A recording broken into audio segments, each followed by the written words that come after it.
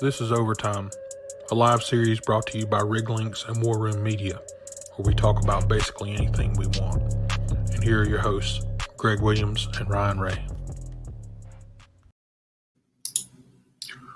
Ooh, man! Good morning. What you know, good man.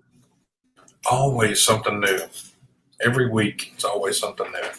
I think we're moving faster toward that $65 too. Well, hard to deny at this point. We're going up. When do we come back down? I guess, right? I guess that's the name of the game here now, isn't it? When's it going to drop again? I know it. It's crazy. I hadn't looked at it today, but We're going to jump in there. $55 WTI. That's crazy. Yeah, it is totally. Did you see the kind of Lunar New Year stuff? Like, most of the people aren't traveling and all that. The what now? Say again. China Lunar New Year, like most it's the biggest holiday travel of the year for any spot in the world, and No, I didn't see that one. yeah, the numbers are way down, way down. Man, it's not surprising. I guess it's going to be a bit hit or miss. Where do you think everybody goes on that holiday? Do you think they go to Thailand, Phuket? Like, where do they? Well, they'll go back. The city folk will go back out to the village and visit their family and stuff like that. And you have people. It's a mandatory holiday, so people go all over the places. So the fact that I saw ticket prices were for airfare was like between 50 and 80% off because they can't get anybody to fly. And so it's not like a mandatory shutdown type deal. It's a partial encouragement. So they're trying to just stimulate the travel industry again, or what?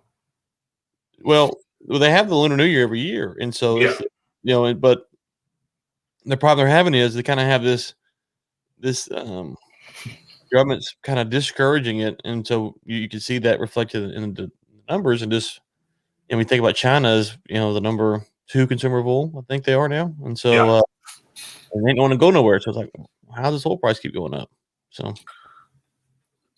well, I know you can get a couple of tickets to Cuba for less than $100. So, I mean, I'm gonna go down to Africa, and so I was looking at prices to Africa, and let me tell you something. They ain't cheap right now. They ain't cheap down there right now. They're the same price it's always been. Yeah, well, they've pulled back some of the routing. So yeah, that's the other thing. You used to go direct from Atlanta to Johannesburg is how I'd go, but I don't think that flies there anymore. No, you probably have to connect in Amsterdam or one of those places and have to fly down, and you got to be in some kind of a bubble there. Yeah. All right. Well, for our rundown there, we'll talk about our oil prices, a bit of tight oil market, Exxon's big loss, terrible. We'll talk just quickly about Keppel getting out of the rig building business and some of the stuff happening in Brazil with them. Then we'll talk again about, it seems like it just is like every show, SpaceX. I have a few comments there about some of the stuff with SpaceX and some of the money that our boys there at some of the payment services are slinging for a seat to pilot this new ship that he's got. Anyway, Superbowl 55. Did you look at the numbers on that, Ryan? The spread? Yeah. No, I haven't looked. I hadn't looked at it. Good. We'll cover that today then too quickly. Then our boy Deshaun there is wanting out. I think he's been told 0. Nope. So is he coming to New Orleans? I don't know, man. I don't know. When are they going to be renouncing Drew's retirement? I saw you post that yesterday. So yeah, supposedly he's going to say something this week. And like, if I'm the Saints, I would be saying, dude, first off, I wouldn't want him back.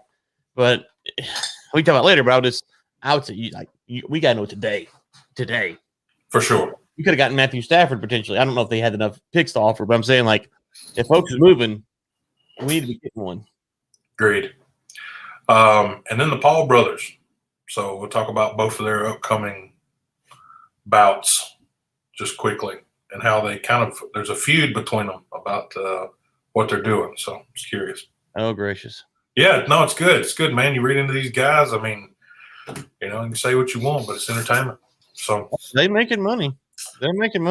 Oh, for sure. for sure. All right. Let's see what we got here. Yeah. So the closer we get here, we start talking about, we've been talking about $65 for a couple of weeks now. So it's 55.63 on the crude and or on the WTI, and 58.38 on the Brent. So we're not far from 65 here, Ryan. Yeah, I mean, I think I said it 2 or 3 weeks of the show. I'm giving up on the price could go down. So now I am originally just before. Well, I think it was New Year's Eve. You said $75 for the next day. We're not quite there yet, but there. Yeah. I mean, it's yeah. I mean, so we're gonna find out. Like I said a minute ago, the Lunar New Year numbers are down, so we're gonna have to at some point look and see what that does for the supply and demand numbers here in the next couple months. And then, I haven't looked at the storage report for yesterday. Did you take a look at the EIA storage report yesterday? Yeah, actually, I got it. I got it right here. So the only thing that moved. Okay. So the update comes out. This one was for the 29th, Ryan. This one wasn't yesterday. Okay, so this is last week's, the end of last week. Climbs to 1-year high, finding support. So the big thing I saw in here was the 4.5 million barrels of the motor gasoline. So 1.8% drawdown. Yeah. So I mean, here it is. The inventories fell by 1 million barrels. So not much. Not much, but we'll see. Yeah. We shall see. So yeah, I'm more people's driving, so that's good. More people are driving. I'm a little suspect here. You're optimist or pessimist? Where are you at here on that side of it? I'm a long-term oil bull. I think long-term oil is not going anywhere. Right now I'm just stunned that the price is so high so fast. It's we'll see. So you got a couple things, right? You got the Lunar New Year, which we wrapped for too long. Yeah. And then you have those OPEC cuts from the Saudis, which will be done the end of March, right? Yeah. And so we'll see what happens at the end of March, because will they raise back their 1 million barrels a day or go above that? What is going to happen at that point? And so we'll see. Yeah, week by week, that's all you can do. Yeah, it's hard. You're right. It's hard to put your finger on the pulse these days. What you think about it? I mean, personally, I want the planes back in there. I want the people back in their vehicles. I want everybody back enjoying the fine qualities of life. But the part about it is that the scare factor is still real large here in the U.S. about coronavirus. So anywhere past, you say, we always had a joke whenever we were coming up, Ryan. I'm sure you know the joke about I-10 as well. So anywhere above I-10, it's not in their vehicle going on holidays right now, needs to be getting in their vehicle doing some traveling. I mean, you got to get out. You got to go do things. You got to get life back to normal. If life doesn't go back to normal, you'll never be able to get any of these prices back in check. So, hey, I mean, agreed. What are we? I mean, you start having the argument about the rolling blackouts in California, and they say it's because of bad planning, not because of swapping over to different energy sources. So I mean, come on. So I mean, this is kind of backtrack here, just real quick. If you go and look at prior to coronavirus, the beginning of 2020, the prices weren't booming. They were at this right now, and that's when the economy was basically normal. And so we're back to those prices. Now I know it's supply and demand, right? So if the supply goes down enough, then it balances out. But I think we should be a little bit concerned on that. So, you think it's more inflation there? I think it's inflated numbers. I mean, I think you can look at the supply, and like you said, there's only one 1 million drawdown. So then the price has moved $6. Yeah. And so, Still a whole lot of sense. You're right. So the point, to your point, when things get going again, or if they get going again, and that's what we don't know is, how much drilling, what's going to happen.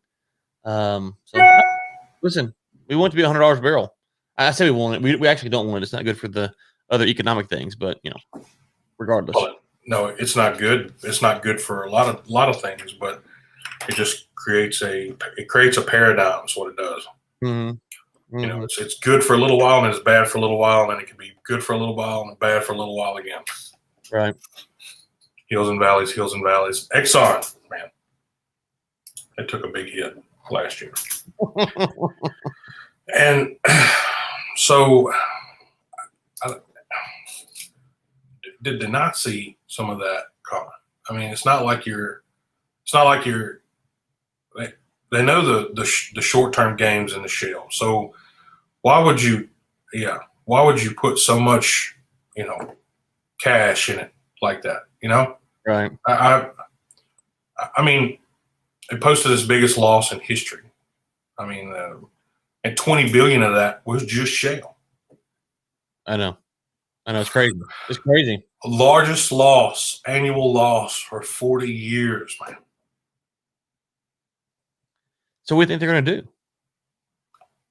I don't know. I mean, they're under a lot of investment pressure. So, I mean, it looks like the investors are kind of pulling the gloves off and saying they need to move, more quickly and forcibly to improve returns and focus on, more clean energy. But the issue is that, I mean, I can promise you, in fact, I can guarantee you that there's no one, not a single soul sitting at the top of ExxonMobil right now, today, that wanted to lose $22.4 billion. So I'm sure that there's no one. What do you think? I don't think anyone wanted to lose either. I think we're on the same. I think we agree 100%. Nobody lose that. But as an investor in an energy company, it's always been this way. It's like buckle your seatbelt. I mean, if you think for a moment that, pushing companies to move to cleaner energy faster than they're ready, or have the infrastructure to move over, you'll be in the same mess, if not worse, down the road. 22 billion will look like a wet dream compared to the place you'll be at later on if you don't have the infrastructure in place. So that's just what I got to say. And I'm saying, be careful, Exxon, what you wish for. So I wouldn't agree 100,000%. But the discussion with the Exxon Chevron merger came back up here, have reheated over the last couple of days with all the fourth quarter losses that have been published. So you can imagine that somebody is sitting there going, this is starting to sound like a better idea every day. Right? No doubt, right? I mean, that merger would possibly help them both out. I mean, of course, that was talked about last year, like we said. But if they keep posting losses like these, it won't be long and the merger will be announced again. They just can't keep surviving like that. I kind of go back and forth on what I think they're going to do. Do you think they're going to merge? It depends on who wants out first, man. I don't see Exxon being the one that's pushing for a merger, but I see Chevron probably being the lesser of the two, probably wanting to jump on the back of somebody and say, "Hey, okay, we need to do some power management here."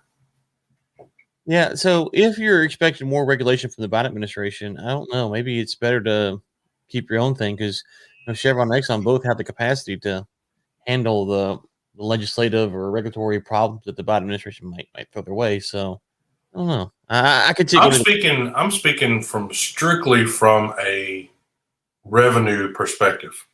Well, right. So what I'm saying is that some of these companies won't want to deal with the regulatory burden, and so or might find themselves in a bind, and so then Chevron could go scoop them up, or Exxon go scoop them up for maybe a decent price. So then they could make more money by doing that. That would be fun. But we'll see. Yeah. It's wild though. I mean, losing that kind of money is just I mean, I know we say, 22 billion, that's probably a drop in the bucket, but it's really not. That's more money than most nations have ever had. Well, I was looking at my bank account this morning, and they just got me beat barely, just barely. They just barely got you beat. Yeah, I'm back to 21. I think I'm at 21 billion right now. So it's a rough year for me. 2020 got me pretty hard. I think 2020 slammed everybody. All right. Keppels has recently announced they will be exiting the rig building business. It makes sense because I'm not selling any rigs or building any rigs. But one of the largest shipyards headquartered in Singapore, but came in, Ryan, as the lowest bidder on the P-78, which is the new floating production platform that Petrobras has been talking about. And it went out for tender offshore Brazil in the Buzios field, saying that they came in at 4.33 billion. So this would be in combination with Daewoo. So that's two of the big shipbuilders merged together. So that's Hyundai and that's HHI and Keppels.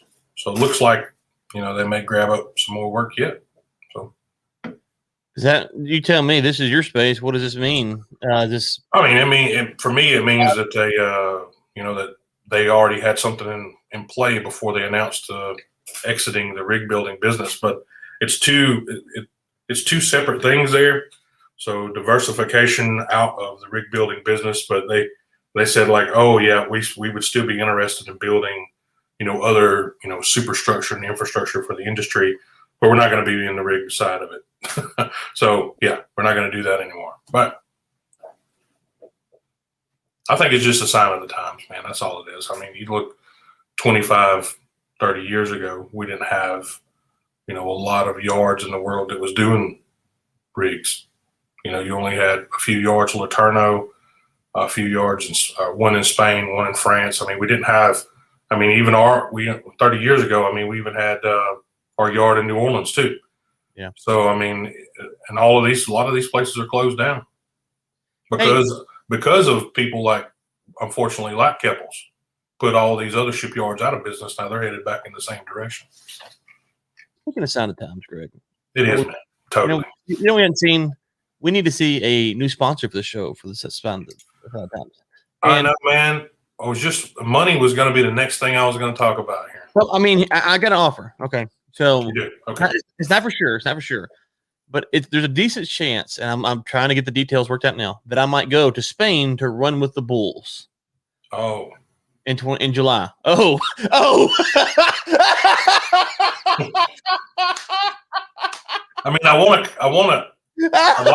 I'd like to keep you. I'd like to keep you as a co-host with the show. I don't want to. You want to do one? You want to do one live while you run with the Bulls? So I'm working on the trip details, but if we have a sponsor for the show, I will throw on as part of my running with the Bulls deal. I will let them. I'll throw on probably a shirt made or something. I'll let them be slapped onto that as well, so that they can be wow. Now, if I get gored or something, obviously there's the risk there. But you'll be on the news, right? You'll be on the news, like when my body's in the middle of the arena being thrown around by the bull. Your logo will be. This is okay, everyone. If you're interested in making sure that your logo makes it somewhere in Spain for running with the Bulls in July, then hit Ryan up. Sounds interesting.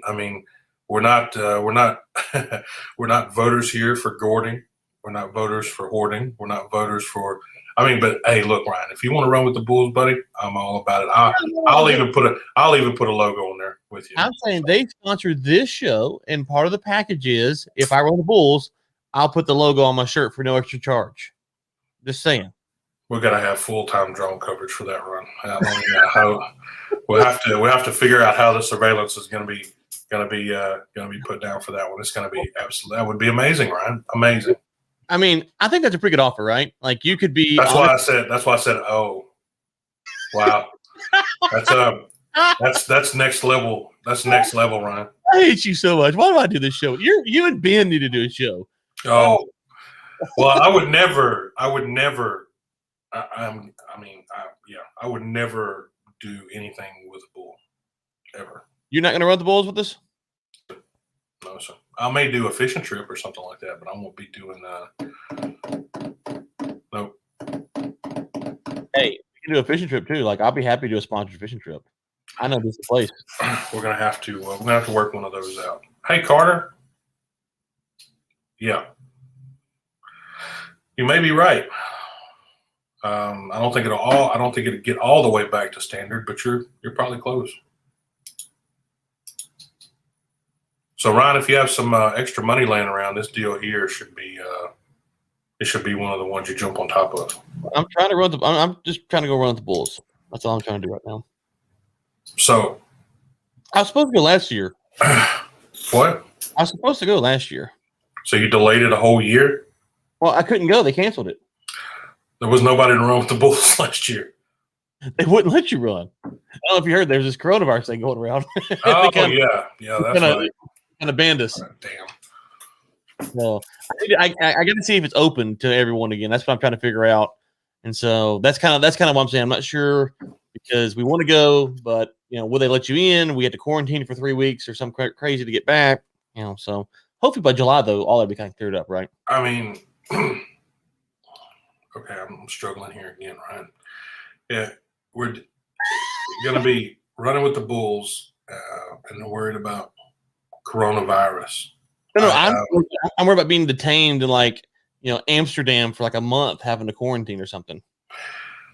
I'm not. Okay. I thought you were talking about in Spain with running with the Bulls. Okay, so they're gonna quarantine you when you get into Spain. Well, that's what I'm saying. I gotta. That's so. Okay, before coronavirus. Look, man. The irony of having to go in and do a 14-day quarantine in Spain and then going out and running with the Bulls is the most ludicrous thing I've ever heard in my entire life. You should be able to get off the plane, go straight out in the street, and start running. I mean, right. That's what I'm saying. Why do I need to quarantine? Exactly. Why are you quarantining? You're going to be running with the Bulls. It's higher on the Bulls than it is the COVID. I promise you. I mean, 7,000 people just slinging coronavirus everywhere going down through the street. Thank you. But no, I mean, I'm of the opinion that if I wanted to run the Bulls, I should. I'm taking a pre. That's like telling someone who's going to jump out of a plane, hey, you got to quarantine first. Like, okay, you're taking the already here. I'm going to wait 14 days, and it's over in a couple of hours. So. No, it's I didn't know this. I looked into it. It's like a week-long event. Wow. Yeah, I always thought it was like a 1-day deal too, but it's like an open. That's me. I thought it was 1 day. It's like a 7-day festival there, apparently. I guess it takes 7 days to kill off that many people. I mean, I don't know. Yes, I guess. So anyway, so folks, if you're interested in I think it's info@riglinks.com is where you do. But let us if you do, and I go run the Bulls. If I go run the Bulls, we'll slap that logo on there for you for free. That's a deal, everybody. I mean, listen. This is where we need to get a logo at, Ryan. That would be good. We need to slap a logo on the side of this ship. But before we move on, we want to talk a little bit about specific intent here with Overtime and who is behind it. So Overtime is currently sponsored by RigLinks and War Room Media. RigLinks being the world's #1 energy community on Google and Bing. But if you find conflicting results, then we apologize for your despair. But it's also available on the App Store, which a lot of social networks are not available on the Apple App Store these days, but and Google Play. So for free, it offers newsfeed, messaging, in-app notifications, customized profile, suggested connections, and much, much more. Anyway, we'll be rolling out some new updates here over the next couple of months that we're adding audio, video, chat, and it'll look just like our friends at WhatsApp. Wow. So we're going to be loading up the arsenal, getting ready to do some heavy combating here toward the end of the year. So feel free to jump in there and check it out. Ryan, so tell us a little bit about War Room Media and what you guys do over there. So War Room Media, it's the Tech Soul Guys podcast, interview podcast. I got the War Room newsletter, which is a geopolitical newsletter that I write, other people write. Yeah, and so got Don't Let the Facts with me and Ben Samuels. Obviously, this show we just talking heads. Just talking heads. That's all we are. Bunch of talking heads. Entertainment. With a face like this, you got to do something with your life. Yeah, like a melted popsicle. Exactly. In a Texas summer heat. Yeah. Well, like I was going to say the desert, but we'll take Texas. That's better. Yeah, man. That's definitely Texas, West Texas, and the desert. Oh, getting close. Close. Listen. I'll take any compliment I can get these days. Okay. Well, Ryan, I think you're an upstanding citizen. You do a fine job with War Room Media. Well, thank you much. Thank you much. I enjoyed your last newsletter. I also yes. What's that? One on climate justice or on Ellen Wald's? No, the climate justice. Oh, you like that? Thank you. We started. The problem is with overtime is we typically put a little teasers out there about some of the stuff that you have coming out in the newsletter. And so when you talk about it, then the newsletter comes out a couple of days later, and I review it and go through it. And I was thinking about hitting one of those unsubscribes this time. No, I'm just joking. But it was it was actually great. So anybody that hadn't got in there and subscribed to Ryan's newsletter, go check it out. It's if you like a hard, stiff drink and a punch in the throat, sometimes the guy to talk to is Ryan because he tells it like it is.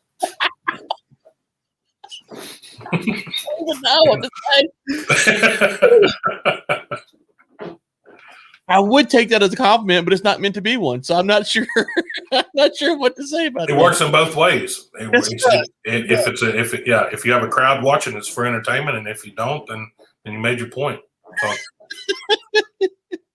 And I tell you what we'll do is I will come up with a link just for our overtime listeners to give them a discount for next week's show. So nice. There we go. We'll give them a little bit of a discount if they subscribe. Or I tell you what, Greg, we might even work out a deal for all of RigLinks users to get a discounted rate. So we'll talk about that offline. Running off wall. Yeah, absolutely, man. I'm just inject it straight in there. When you talk about money and you talk about leaving and going on vacation, SpaceX is announcing their first all commercial space flight, right?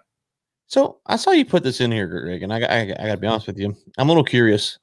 We talked about North Face a month ago, and we both agree that North Face doesn't make anything that is meant for us.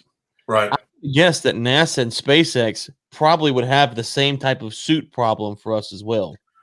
I think if you want to know the truth, I mean, you're all over the whole suit manufacturing thing. I mean, I would have to wear one that our boy did that was on Armageddon. Mr. Grant, I would have to wear one that size. But again, Elon and SpaceX team has been in the news a lot here lately, buying up offshore rigs, drilling natural gas wells in Texas, and now they've announced their first commercial flight. So, do you know who is going to be piloting this flight? Well, I turned it down, so I don't know who took it after that. It's going to be Jared Isaacman, which is the founder and CEO of Shift4 Payments. Now, he's also donating the remaining 3 seats, which this morning there was only 1 left. 2 days ago there was 3. There's 1 remaining now. So if you want to jump on there, jump on there to the general public. Yeah. You said pilot. He's not the pilot. He's like the person who bought it, you're saying? No, sir. He's going to be flying it. Wait. He's going to be sitting. He's going to be sitting in the seat. What does he do for a living? The flight will be piloted by Jared Isaacman, founder and CEO of Shift4 Payments. Now, I was also feeling kind of the same way that you did, and I went and checked out Mr. Jared Isaacman as well. And so I went to his LinkedIn profile. Checked him out. He does have some previous history with some aeronautics and some other space things in his past. So I think this Shift4 Payments was his entry into the business world and made quite a bit of money at it, from what I understand. But he does have some previous aeronautic experience in his background. But yeah, I thought the same thing. How much do you think one of those tickets would be, man? So this is going to happen. It's slated, it says, to occur no earlier than the fourth quarter of 2021. So it might happen this year, it might not. Let me just put it like this, Greg. If you said the way they keep crashing rockets, bro, I don't know. I would be. Everybody agree. will stand in line waiting on that. No, I agree. So let me put it like this: if you said, "Hey, Ryan, we've got a flight to outer space," there's only one man who's going to fly me to outer space, and that's like Neil Armstrong. Like, I don't need some billionaire flyboy who's going to fly me to outer space and back. I need like Neil Armstrong, Buzz Aldrin. I need some OG, some man who knows how to make it in like this little bitty ship, go around the moon and come back. This is not a friends and family discussion here. No, I hear you. Exactly. I need someone who has some skin in the game here, not some billionaire who wants to talk to all of his buddies. That dog went hunting. I don't know all the details, but I will tell you that there is one seat left. I'm not sure who the other two went to. I'm not sure if Mr. Jacob there, or Jared rather, sold those off to the highest bidder. But hey, serious question: would you do it if they offered it to you? If it was free? Yeah, free. I don't know if I'd even do it if it was free, man. I could. I'd be so dang nervous. I would be. Okay, so the flight.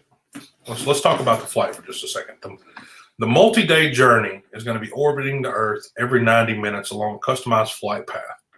Will be carefully monitored at every step by SpaceX mission control. Upon conclusion of the mission, Dragon will re-enter Earth's atmosphere for a soft water landing off the coast of Florida. So that's not really a lot in detail about the trip, right? But it says, anybody that's going to be doing this has been going to go through emergency preparedness training, spacesuit and spacecraft ingress and egress exercise, as well as partial and full mission simulations. So if I'm paying a lot of money, the last thing I'm going to want to do is have to go through all that crap. I'm just quiet. I'm just honest, because they're just going to get into the atmosphere, take you across the atmosphere, and then bring you back in and throw you back in the water.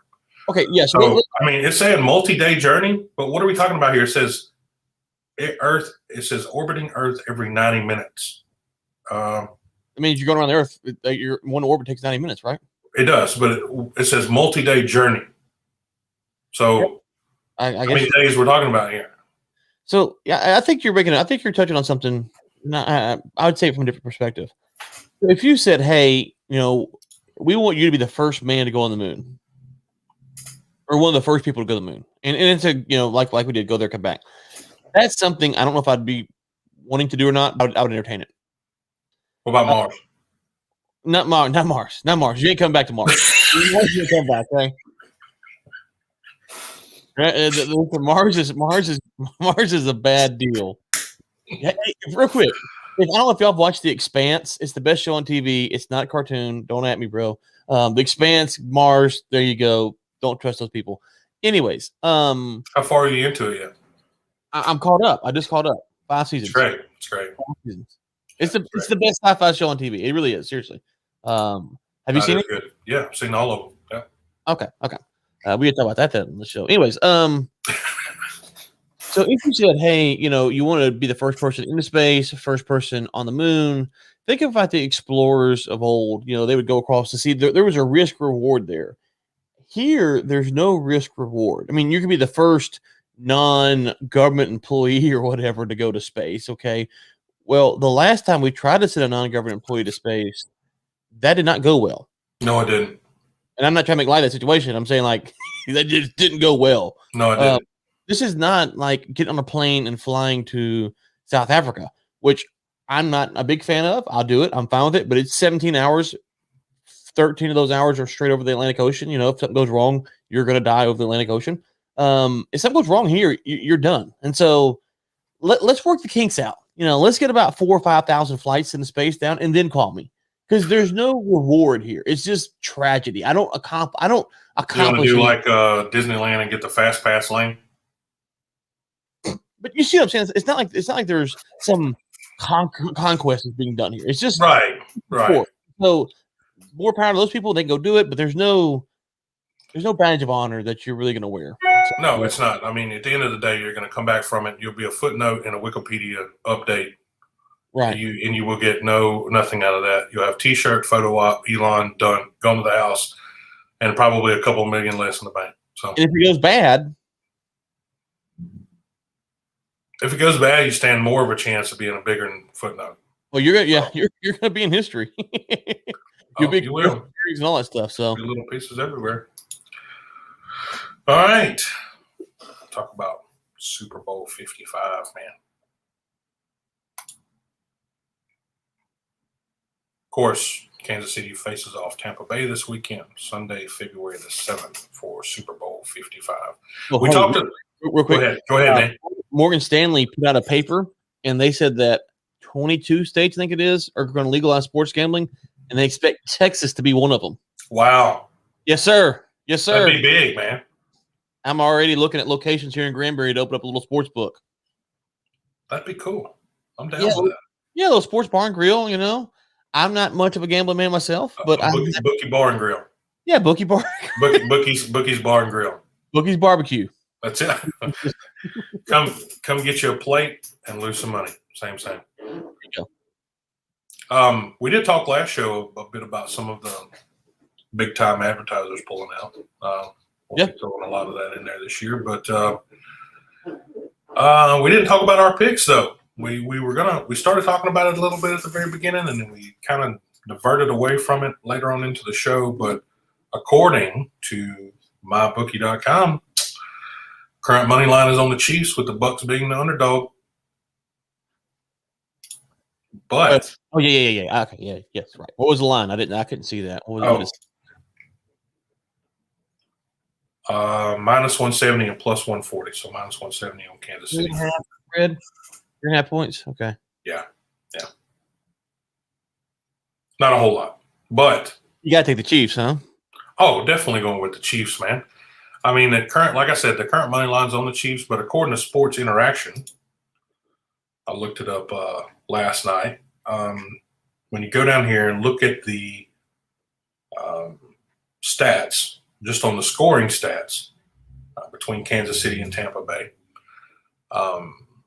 the strongest the Bucs happen to be is in the first and the fourth quarter. The Chiefs have the upper hand in the second and third quarter, but the Bucs will also be pumped up with their home field advantage for the first time ever in Super Bowl history. So I'm Chiefs all the way around. You? Yeah, I mean, I would like to see Brady win it just because I think he's gotten to the spot now to where people are looking for a reason to kind of. I mean, he's the GOAT. I think we talked about this last time. People before the want to emulate Tom Brady. But people before the Green Bay Packers game, folks were like, well, if Rodgers beats him, then Rodgers is the greatest of all time. Like, please, negative. Please. Now, would I have rather seen Rodgers? Yes. Don't get me wrong. I would rather seen him perform. Yeah. It'd been a fun game. It'd been a fun game. But I'm just saying. But so for me, I'd like to see Brady win it because then there's really nothing else to be said about who's the greatest, and you can have an interesting debate. Is he better than Jordan, possibly, as far as a team sports player? Oh. You know, you're right. You get some fun stuff, and maybe it's already there now because they both won 6. But you know, if he's got 7, then you're like, okay. So I'd like to see Brady win it just because it makes some fun discussions. I do think the Chiefs. And if I was putting down some hard-earned cash, I'd take the Chiefs minus the 3.5. I'd go ahead and lay it. Would you say it's minus 170? I might take them on the money line. I might. I mean, it's not that bad. It's not that bad. You put down 17 to win 10, so not that bad. No. But this is entertainment purposes only. Yeah. Please, please don't make any bets or lose any money based on anything that Ryan and I bring up on the show.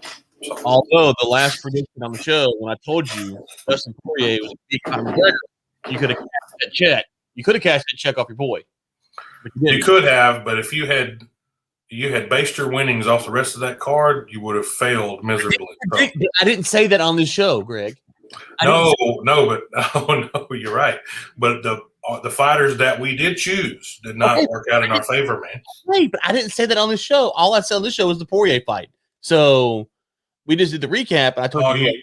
You're right. You did say that, Ryan. So I got to give you props for that one. I just give out the winners on this show. I keep the losers to myself. The winners on this show to all these people to make the money. And send us some sponsorship dollars. info@riglinks.com. And then I keep the losers to myself. I like those. Well, we'll have to talk about losers whenever you come back from that run with the Bulls. I'm about losing limbs, maybe. But if anyone's interested, my wife was the one that brought this up yesterday or 2 days ago, and I found it absurd. But I did have to go look it up. Here is a Tom Brady cookbook for over $1,000 on eBay. Now, this is Ryan, your face is fantastic. Yeah. Tom Brady has a cookbook for $200, but this is one that is hand-signed, limited edition, $1,000 Tom Brady cookbook. You can go for that. We'll give you a better on eBay. Now, yeah, I was only reason I mentioned it because I saw the $1,000 for a cookbook. So anybody that that doesn't have something for Tom Brady, that wants something Tom Brady, here you go. Here's something good for Christmas you can give your family. Here's $1,000. Your family would probably be thinking the same thing I would be about it. Or you can take that $1,000, send it to info@riglinks.com. Yes. Sponsorship. And then when my body is being flipped around in the streets of Spain this summer, your logo or whatever, will be there. So, and it won't be on Tom Brady's cookbook.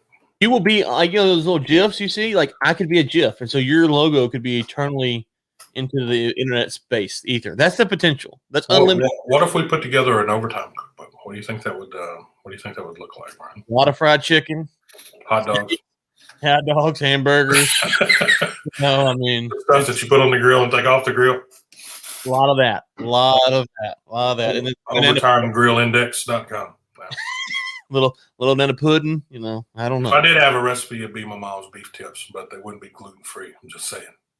Yeah, we'd have a lot of gluten. I ain't know what gluten is, but you have it. I ain't cut it out. So gluten. Yeah.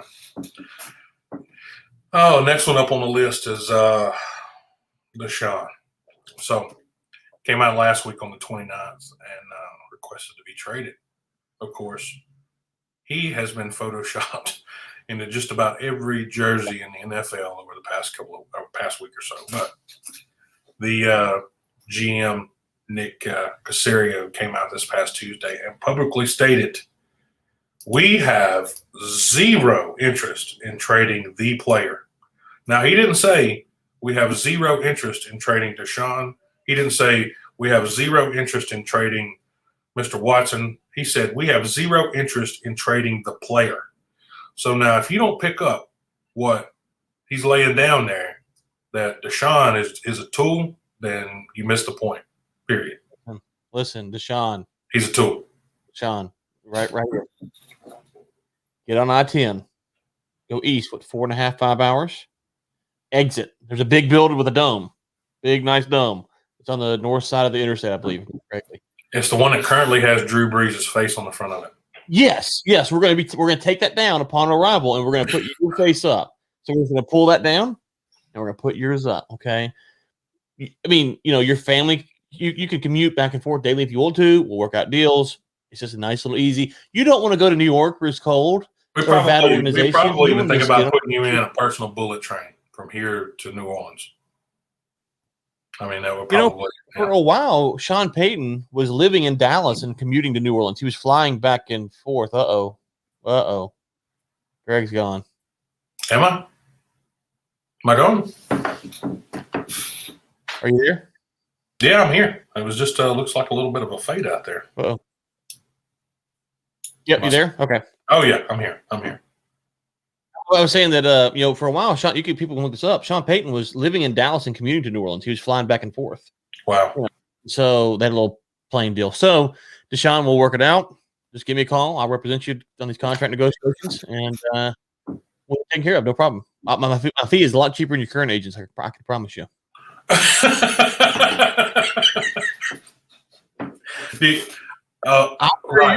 When I run with the Bulls, even look, I'll throw that deal out there for you too. Well, if they do trade him, what do you think they'll request in the trade? So Kayleen Collar with the Bleacher Report, which is the same report we're looking at right now, said that if they do trade him, it'll be for a historic haul, and it'll also usher in an era of player empowerment in the NFL that has never been seen before. So, I mean, would they get 3 first-rounders or 2 first-rounders for Matthew Stafford? Yes, something like that. Well, you got to get 2 times that for him, right? For sure. I mean, that's the problem. So I would say, there's only a handful. So the general manager has noted that Serio can publicly say he isn't interested, but everyone has a price. That's what it comes down to. Period. Right. So I think if you're, the handful of teams like the Saints, the Colts, a handful of teams that can afford to give away a handful of draft picks right now, try to win a Super Bowl or 2 in the next 2 or 3 years, those are the only teams I think that can really make a trade. Like if you're Jacksonville and you trade a bunch of picks to get Deshaun Watson, you haven't done anything. You're just. Oh, that's right. And so, and of course, they wouldn't trade with Jacksonville because it's in division. But I'm saying, a team like that. So I don't know. I don't know if they'll get done or not. Again, though, the Saints are willing to take him. I'm speaking on behalf of the Saints, and that's why we got to get Drew Brees. He could slide right on over there. You never know. It's a nice, easy drive. If he ends up in Dallas with the Cowboys. Oh my God.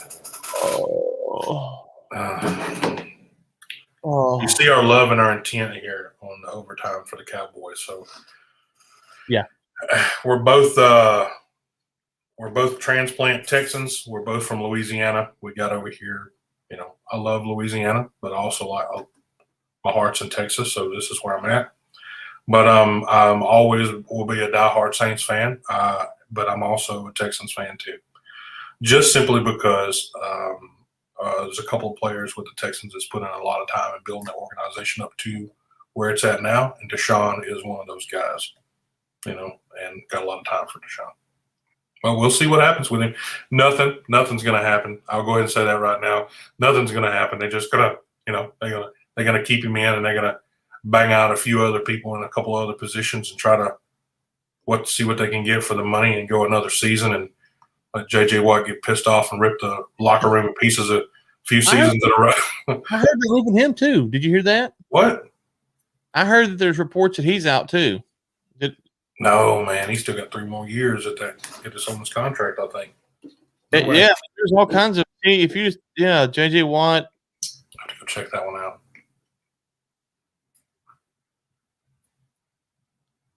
Yeah, there's all kinds of trade rumors. I don't know if he said it or if they said it, but there's definitely some trade rumors. Be the stupidest thing they ever did. I don't know. We'll see. But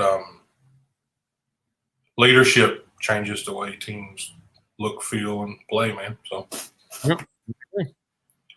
But if you called me, okay, so I am a player. I'm not, but Deshaun is. Let's put myself in Deshaun's shoes. But if you publicly said I have no interest in trading the player, now I am the starting quarterback for the best player in the franchise history. JJ's number 1 because he's been there longer, but you're 1A, right? Yeah.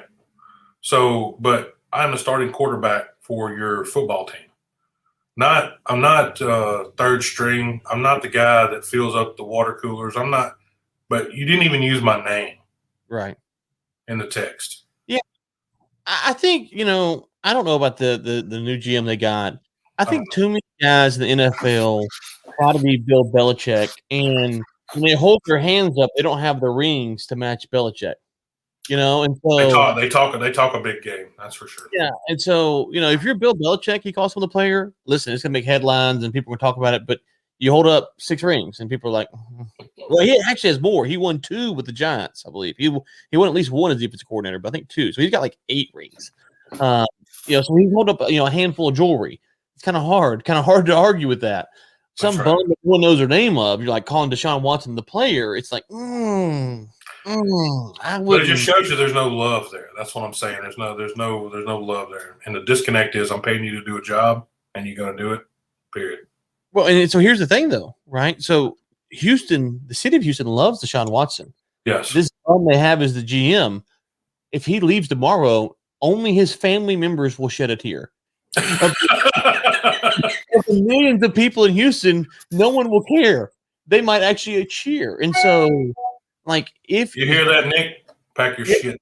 yeah, it's sometimes these GMs get in, and I don't think they realize just the position they're in. They're not. He doesn't have Lombardi's behind him. If he You're leaves, right. no one's going to care. And so, if you piss off the fan base early and y'all have a bad first year, you might be packing your bags because folks are like, you got rid of Deshaun Watson. Even if those are good moves from a football strategy, it doesn't matter. You got to treat the stars with respect if you're management, or you got to have a bunch of rings to back you up, or you got to have the owners like undying support because you're going. I mean, it's a bold strategy. It is a bold strategy. Yes, it is. That would be the worst thing that could happen to Texas right now is them to get rid of Deshaun Watson. To be quite honest. Yep. Next thing on the list, we will talk about the Paul brothers. We've talked about them a few times in the past and the entertainment and what they do for both sides of the organization, MMA, pro boxing, YouTubing, stunt drivers, artists, whatever they do. I mean, they have a fan base that is phenomenal. And this fan base drives their sales of everything they have. And so, as you said before, Ryan, they are master promoters in what they do. And it was recorded on record for the Triller fight that the people that bought that fight, over 50% of the buyers were first-time buyers of a live boxing event. Now, 50%. Now, and there was a couple of those matches that weren't even matches. So, I mean, what do you think they were there for? They were there because it was a live YouTube event. I mean, basically, or not a lot. I mean, a lot of them were there. Obviously, the other 50% were there for Tyson and Jones. Get it? But I mean, there was a lot of people. 50% was a lot, man. Yeah, so I think you probably have two things. I think if you take that 50%, you have a lot of YouTube type supporters, like you're saying, and you probably have a lot of younger people who wanted to see Tyson, who never saw Tyson, who decided to go ahead and yeah.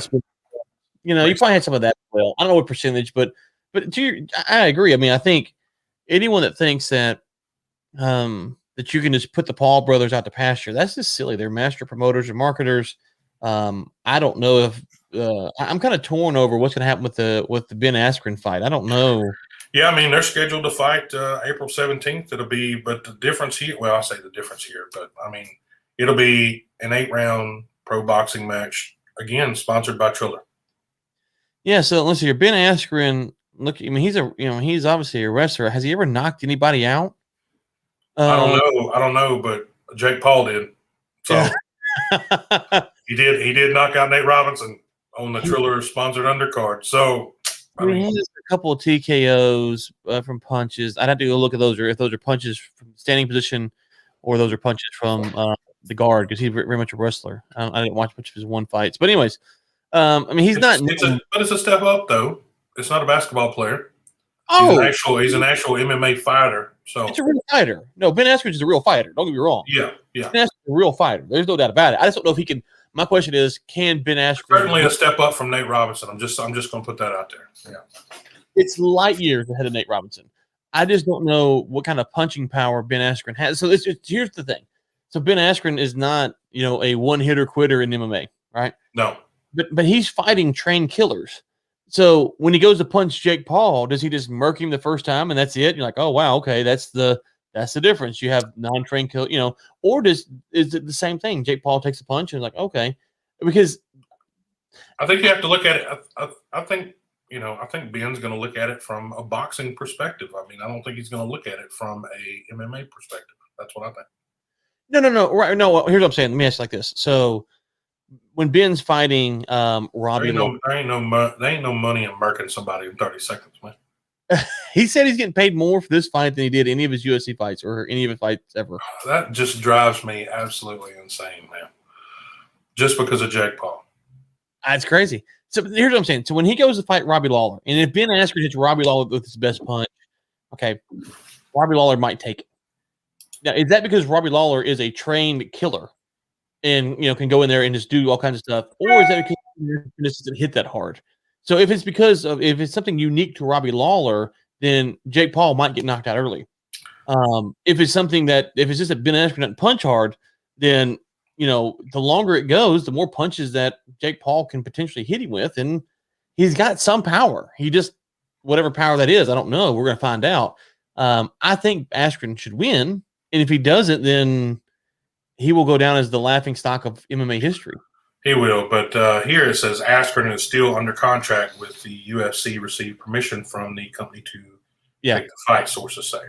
Yeah, while the weight class for the fight hasn't been finalized yet, sources say it is expected to be go ahead. Contested in the 185 to 190 pound range. So, but they're saying that Paul considered to be one of the most popular and polarizing personalities on the internet, and his younger brother, a fellow social media influencer, Logan Paul, and guess who he's fighting coming up February the 20th? Mayweather. Is he still fighting? He's still fighting Floyd? Okay. I know that was still on. But Jake has come out and he made a statement to TMZ that his brother has absolutely zero chance in winning that fight, and the bout was bad for the sport. Now, zero is right. I have Ryan. I got a question here. I'm just going to be, again, it's one of those moments where it's a meditation and a thought moment. But Jake said that the fight that Logan is going to have with Floyd is bad for the sport. Logan, go for it, man. Do whatever you want to do. Ryan, question here is, what makes Logan fighting ex-pro boxer Mayweather any worse than Jake fighting ex-NBA baller Robinson? So, I mean, I'm going to call you out there, Jake. That's a bit of bullshit there. I mean, again, what makes Logan fighting Mayweather any different than you fighting Robinson? Well, Nate Robinson, to his credit, is a scrappy dog. He used to throw hands in the NBA. So for what that's worth, I thought Nate would do better than getting deaded in the ring. Like, I did not see that.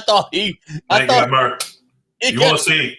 That's still bad. It's still one of the best replays of all time. If you go back, I mean, just that 10 seconds where he was laying there with his feet side by side together. Oh, it was bad. But again, like always, I will watch this Jake Paul fight with Ben, and I will try to watch that fight with Logan and Floyd. Of course, because I want to see Logan get knocked out. At least one of the Paul brothers get knocked out. It ain't Jake, but at least Logan. I'll take Logan. So we're degenerates like that. Of course, we're going to watch it like that. Again, and here it is. I'll just go back to my boy Russell here. Are you not entertained? Are you not entertained? Well, okay. I'm glad you were here. Is that not why you watch Jake and Logan Paul? Are you not entertained by this crap? I'm glad. Okay, so I'm glad you brought that up. So when you were in high school and two dudes wanted to throw down, you weren't like, "Hey, listen, integrity, guys." Whoa, no. Juniors and the sophomores, if they fight, there's an integrity issue here. You're like, "Let's go." Now, when two, I'm 35, so if two 35-year-old men were to start fighting in the street, you'd be like, "Okay, this is kind of weird because 35-year-old men just don't throw down for any reason normally." Okay. If you're at a bar and it's late at night and two guys start scruffing around, you're kind of like, okay, what's going on here? Yeah. So for Mayweather to fight someone or Ben Askren to fight someone, it's kind of like no one thinks that this is for the title. This is two guys in high school that want to throw hands, and we're going to see what happens. I mean, that's all it is, And listen, Floyd, I can tell you what Floyd's going to do. Go watch the Conor fight. He's going to go out there for the first 2 or 3 rounds. He won't throw a punch, so Paul can get off some shots, and Mayweather can take him. And then he's going to go beat him up. That's just what's going to happen. And so, well, that was the deal with Conor. I mean, he after the 3rd round, he just got wore out. He just wore him out going around and around and around the ring, and Mayweather just unleashed on him. at what Mayweather does well, which is punch you in the face. So all he had to do was land a couple of really good punches, and that was lights out for him. I mean, that was it. Exactly. There was no kicking legs. There was no flying knees into the face. There was no elbow shots. There was no rolling around on the mat. There was no nothing like that. He just straight up punched him in the face until he gave up and in the ribs. So, I mean, I don't know. Anyway, like I said, it's still entertainment, and I'm still going to pay for probably both of them, whatever they're going to be. I'm still probably going to pay for it. Well, Ryan, that's it for this hold on, real quick. Go ahead. So, bare knuckle fighting tomorrow night. My man, the guy I used to manage, Quentin Henry, is fighting Chris Lieben. Chris the Crippler Lieben from MMA UFC fame. Quentin Henry is the third top of the card. So, Paige Van Zant's fighting on the card tomorrow. She's fighting at the main event, and Johnny Bedford from DFW area, who actually I was there when Johnny Bedford fought in Tampa, and the night that Paulie Malignaggi fought on bare knuckle. I actually flew down to Tampa for that fight, and I was there when Johnny won his card. So anyway, so tomorrow night you want some bare knuckle scraps? Quentin Henry, Chris Lieben on bare knuckle. I think you can get it on their website, bareknuckle.tv. So anyways, so this. Oh, I'm gonna have to go check that one out. Note. Yep. So it should be a good card. If you like blood, if you really like fist fights, that's literal fist fights. There is no, when they say bare knuckle, they literally mean bare knuckle. That's throwing hands. Throwing hands. Throwing hands, my man. Not signals. Throwing hands. Throwing hands. They serious about it. Oh man. Who's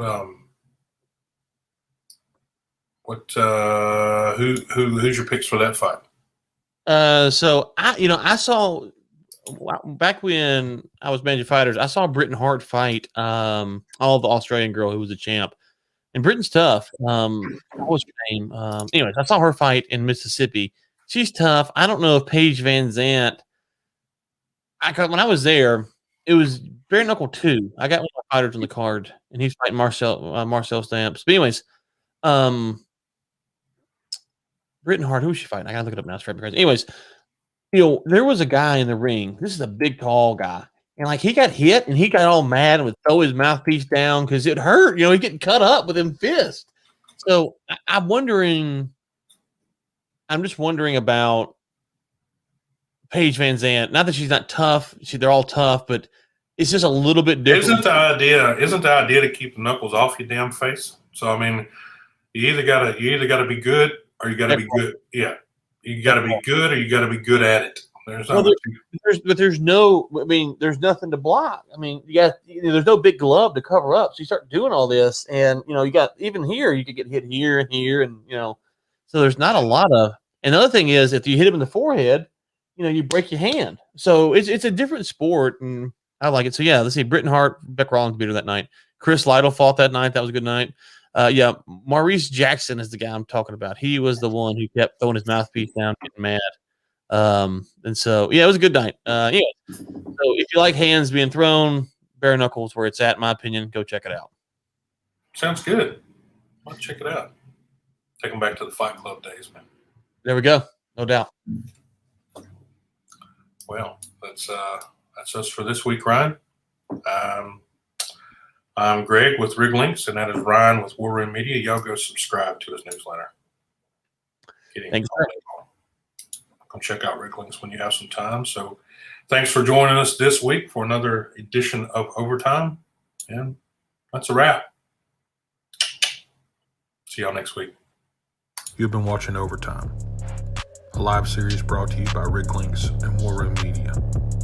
Your hosts have been Greg Williams and Ryan Ray. For sponsorship opportunities, send us an email at info@riglinks.com. Tune in next Thursday at 10 a.m. CST for another live episode.